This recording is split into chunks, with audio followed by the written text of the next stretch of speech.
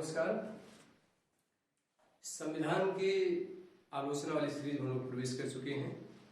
इससे पहले संविधान की विशेषताओं को हमने देखा था। संविधान की विशेषताओं में कुल 16-17 बिंदुओं की हमने चर्चा किया था, परंतु सभी चीजों में कुछ अच्छाइयाँ कुछ बुराइयाँ होती हैं। बुराइयाँ तो नहीं कह सकते, यहाँ पर वो अलग पक्ष है, यहाँ पर अलग पक्ष है। क्योंकि अगर हम क्रिटिसिज्म की बात करें, देखो किसी चीज को करना बड़ा मुश्किल होता है, उसका आलोचना करना बड़ा सिंपल होता है। मैं कोई काम कर रहा हूं तो उसमें कमियां बहुत लोग निकाल सकते हैं। उसी काम को अगर वो जैसे सचिन खेल रहे हैं तो आप देखने वाले बताइए ऐसे करना चाहिए वैसे करना चाहिए। जब आप जाएंगे वहां पर तब आपको पता चलेगा कैसे होना चाहिए। वही चीज है यहाँ पर। अगर हम देखिए आईएएस में मेंस में क्वेश्चन आया है, भारतीय संविधान उधार की बोरी है। क्रिटिसिज्म को इस प्रकार से देखिए, जब अगर एग्जाम में आए तो इसको पहले सबसे पहले डायग्राम बनाइए। आलोचना क्या है वो देखिएगा। सही चल नहीं रहा है।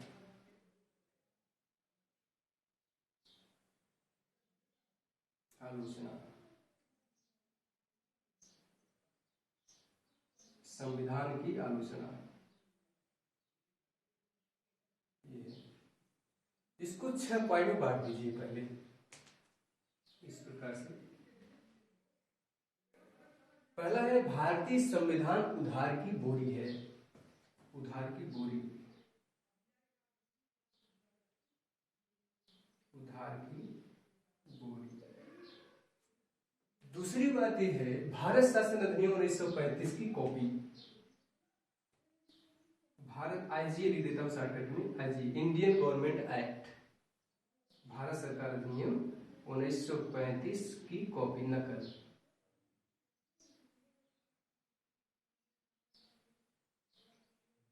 ठीक। तीसरी बात हम लिख देते हैं गांधीवाद से दूर।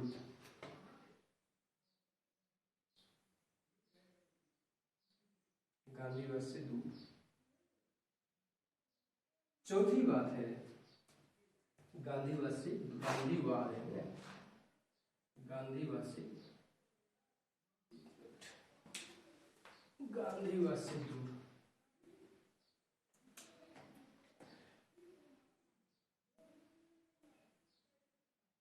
गांधीवाद से दूर। तीसरी बात वकीलों का स्वर्ग। चौथी बात वकीलों का स्वर्ग। देखिए इतना काम हो सकता है, पर 2 चीज और जोड़ना पड़ेगा। पहली चीज है भीमकाय, बहुत बड़ा भीमकाय, ये है भीमकाय। और एक और है गैर भारतीय, यहां पर जोड़ दीजिए गैर भारतीय।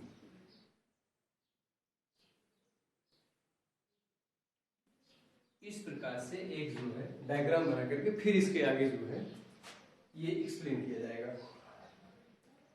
पहला है भारतीय संविधान उधार की बोरी है, नहीं है। भारतीय, कुछ लोग कहते हैं भारतीय संविधान, Indian constitution is the hotchpotch constitution. Hotchpotch constitution means when vegetable, pulses and meat are combined to each other, then a hodgepodge is formed। मतलब जब सब्जी को, दाल को, मांस में एक ही मिला दिया जाए तो जो सूप तैयार होता है वही hodgepodge है। ऐसा लोगों ने कहा भारतीय संविधान में है। डॉक्टर अंबेडकर इसके बड़े अच्छे शब्दों में उत्तर देते हैं। कुछ लोग कहते हैं कि केवल पैबंदगिरी है और कुछ नहीं है, दूर से ले आकर के जोड़ के पैबंदगिरी कर दिया गया है। ऐसा नहीं है। डॉक्टर अंबेडकर इतना बढ़िया इसको एक्सप्लेन करते हैं।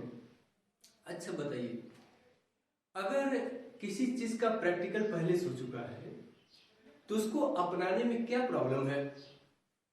क्या बल्ब जो आप जलाते हैं तो प्रैक्टिकल करके जलाते हैं? पहले उसको तोड़ेंगे, फोड़ेंगे, बनाएंगे, फिर छोड़िए उसको।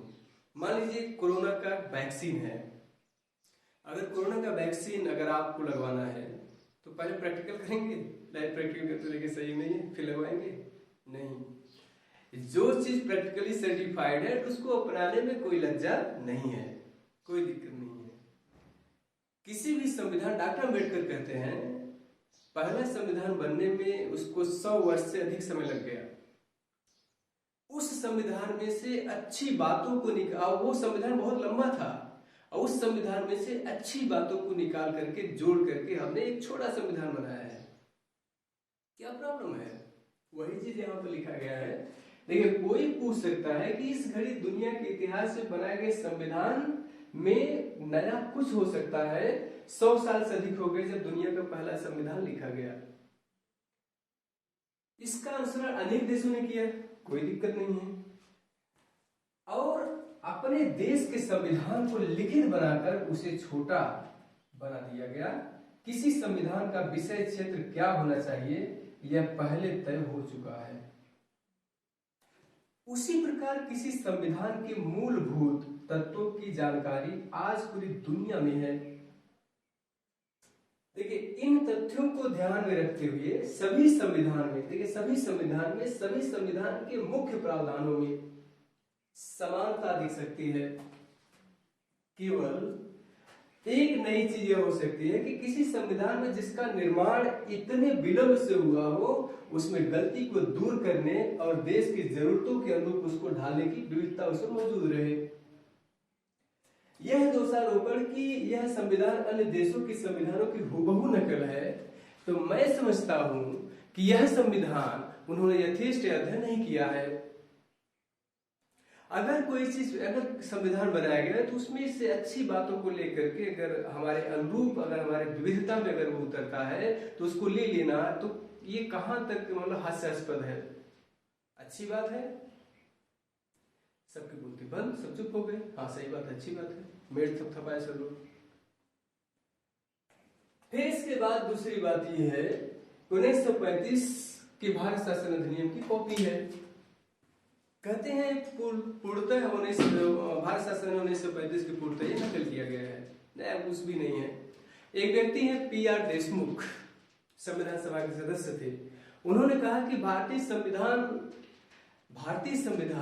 भारत शासन अधिनियम 1935 का पूर्णतः नकल किया गया है। आइवर जेनिंग्स भी ये बात कह चुके हैं। और एक व्यक्ति है एन श्रीनिवासन, वो भी यही बात कहते हैं।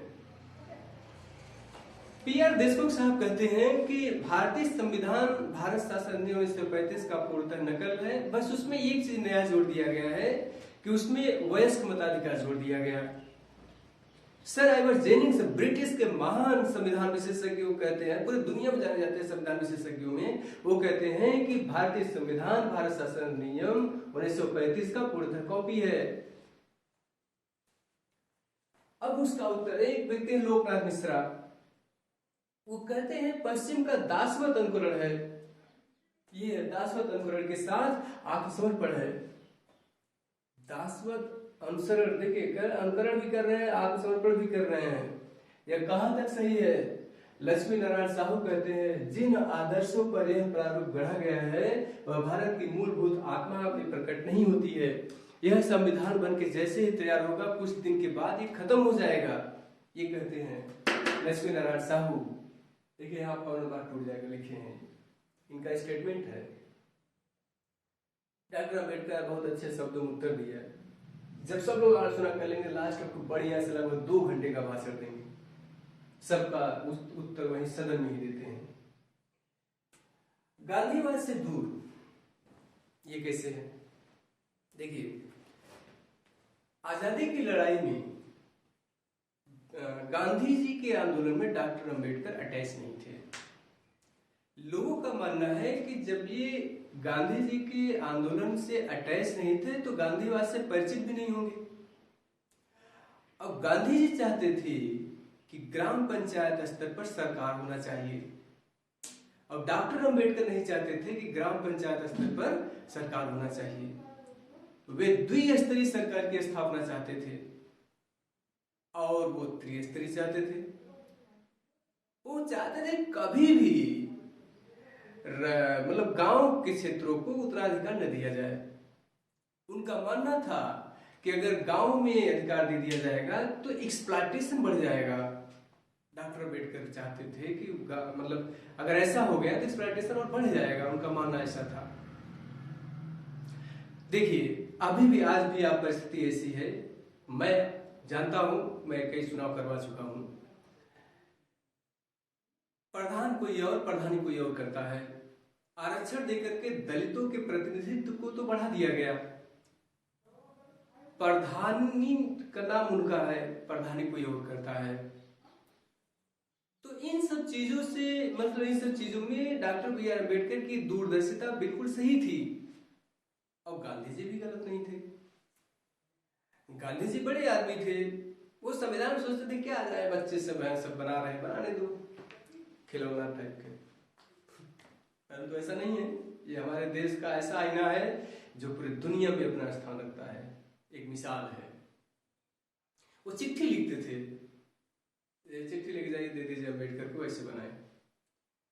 अम्बेडकर कहे कुछ भी हो जाए, मैं भारतीय संविधान के मूल कॉपी में तो पंचायत को नहीं जोड़ने दूंगा। तो ऐसा ही हुआ, भारतीय संविधान के मूल कॉपी में पंचायत नहीं हुआ, बल्कि 73वां 74वां संविधान संशोधन 1992 में ले आकर के पंचायत और नगर निगम जोड़ दिया गया।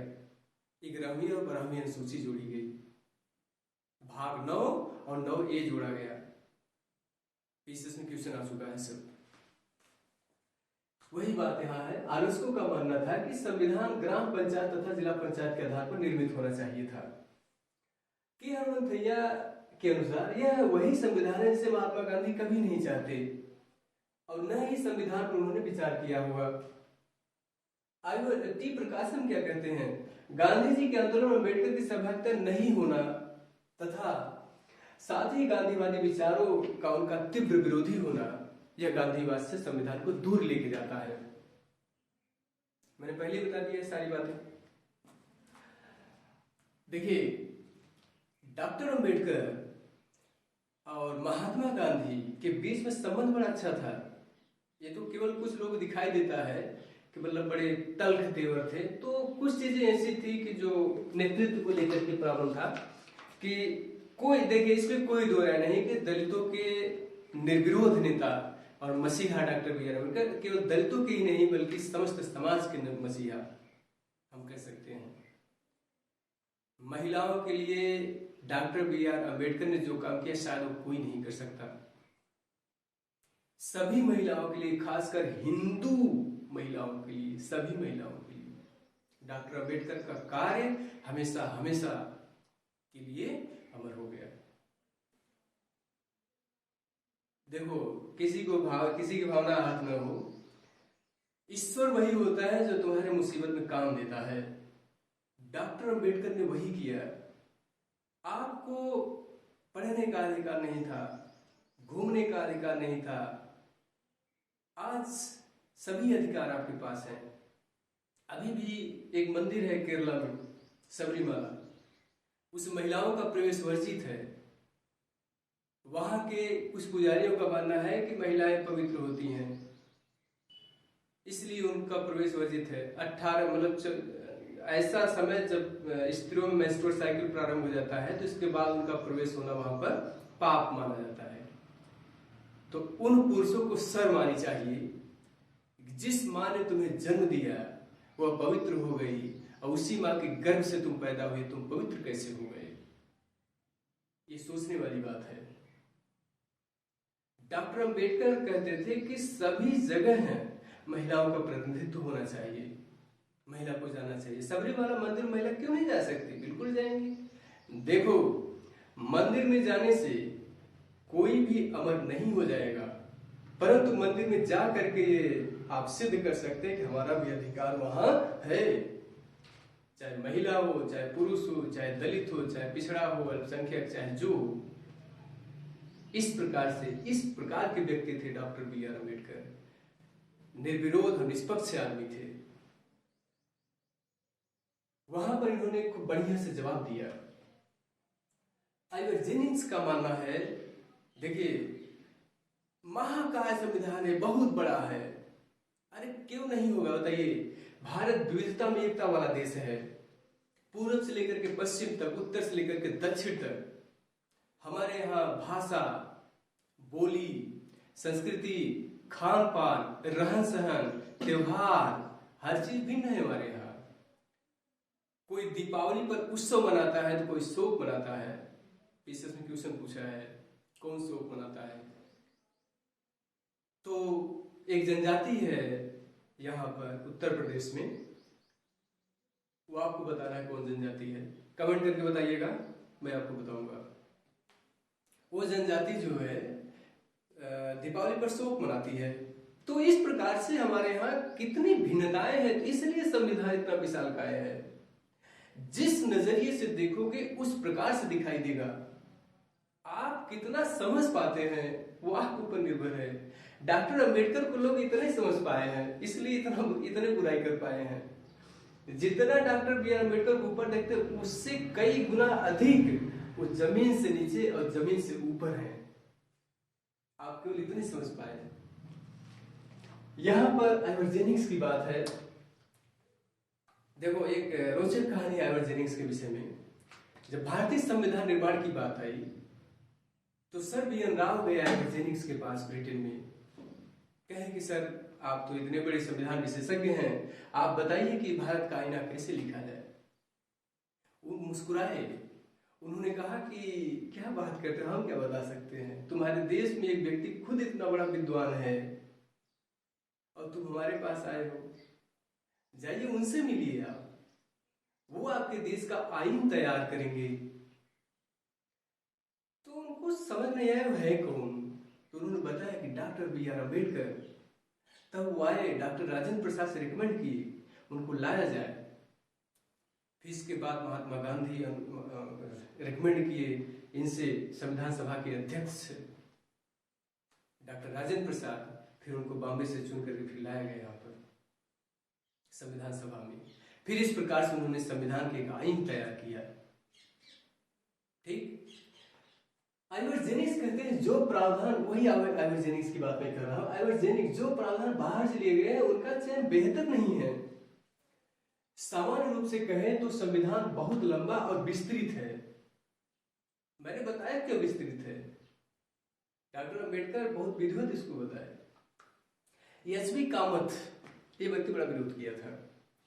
प्रस्तावना जिस क्रीड के लिए हमने अपनी सभा के लिए चयन किया वो एक हाथी है। वह शायद इस तथ्य के अनुरूप ही है कि हमारा संविधान भी दुनिया में बने तमाम संविधानों में सबसे भीमकाय है, सबसे बड़ा। यहाँ कह रहे हैं छोटा करके, डॉक्टर बी आर अम्बेडकर कह रहे हैं संविधानों से छान करके उसको छोटा किया गया है, ये कह रहे हैं भीमकाय कर दिया गया है। वो केवल प्रस्तावना पढ़ के परेशान है बेचारे। मुझे विश्वास है सदन इस पर सहमत नहीं होगा। कहते हैं जैसे ही लागू होगा फौरन खत्म हो जाएगा। यहाँ पर एक हाथीनुमा संविधान बनाया गया है। वकीलों का स्वर्ग है, इसमें कोई दो राय नहीं है। वकीलों का स्वर्ग है। वकीलों का स्वर्ग इसलिए कहा जाता है, डॉक्टर बी आर अम्बेडकर खुद इतने बड़े वकील थे। डॉक्टर राजेंद्र प्रसाद, जवाहरलाल नेहरू और ये पटेल जी, सब बड़े बड़े वकील हैं, लॉयर्स हैं। इसलिए कहा गया कि वकीलों का स्वर्ग है। सर आइवर्जेनिक्स ने कहा है कि ये वकीलों का स्वर्ग है। एच.के. माहेश्वरी कहते हैं कि प्रारूप लोगों को अधिक मुकदमेबाज बनाता है। अरे वकील रहेंगे मुकदमेबाज तो बनाएगा ही बनाएगा।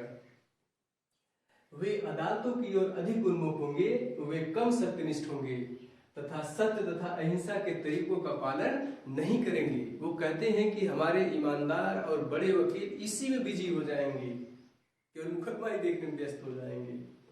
देखिए देखिए, कहते हैं कि ये पूरा वकीलों का स्वर्ग है। यहाँ पर है ये, यहाँ से पढ़िएगा, हमारे योग्य और बुद्धिमान वकीलों के हाथ में बहुत सारा काम देने वाला है। ये बात कहते हैं ये एच.के. माहेश्वरी। पी.आर. देशमुख, वही पी.आर. देशमुख जो वहां पर कहे हैं कि ये भारत शासन अधिनियम 1935 का हुबहू नकल है, केवल इसमें एडल्ट फ्रेंचाइजी जोड़ दिया गया है, मतलब वयस्क मताधिकार जोड़ दिया गया है। केवल वही व्यक्ति है यहाँ पर। मैं यह कहना चाहूंगा कि सदन के समक्ष डॉक्टर अम्बेडकर ने जिस अनुच्छेद का प्रारूप प्रस्तुत किया है, मेरी समझ में अत्यंत भारी भरकम है। जैसा कि ये एक भारी भरकम जिल्दबाजा विधि ग्रंथ हो, संविधान से संबंधित कोई दस्तावेज इतना अधिक अनावश्यक विस्तार तथा शब्द आडंबर का इस्तेमाल नहीं करता है। ऐसी बात उन्होंने कहा।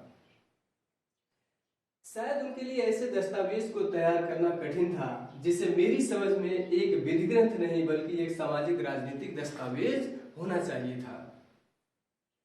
पी.आर. देशमुख कहते हैं,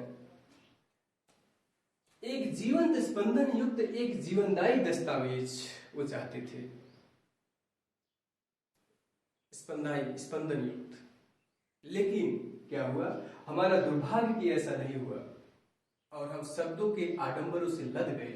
उनका यह मानना था, वहां पर लिखे हैं शब्दों से लद गए, जिसे बहुत आसानी से हटाया जा सकता था। ये आलोचना कर रहे हैं पी.आर. देशमुख। दोस्तों, इन सब का अगर जवाब देना है तो आप कंक्रीट में लिखेंगे लास्ट में, कंक्लूजन में, कि भारतीय संविधान उधार का बोरी नहीं है, क्योंकि किसी भी देश के संविधान का ये हूबहू कॉपी नहीं है। उसमें अच्छी बातों को शामिल कर लिया गया है। किसी भी संविधान को बनने में लगभग 100 वर्ष का समय लगा। पहला संविधान बनने में 100 वर्ष का समय लगा, वो बहुत लंबा था। उससे अच्छी बातों को निकाल करके भारतीय संविधान को छोटा कर दिया गया, तब इतना बड़ा है। भारत शासन अधिनियम का हूबहू नकल नहीं है, वहां से प्रशासनिक पक्ष को लिया गया है। यह संविधान भीमकाय है। इसके पीछे कारण यह है क्योंकि हम विविधता में एकता वाले देश हैं।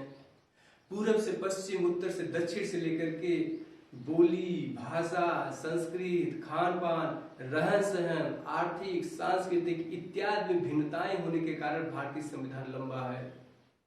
वकीलों का स्वर्ग है क्योंकि इसमें वकीलों की संख्या अधिक थी।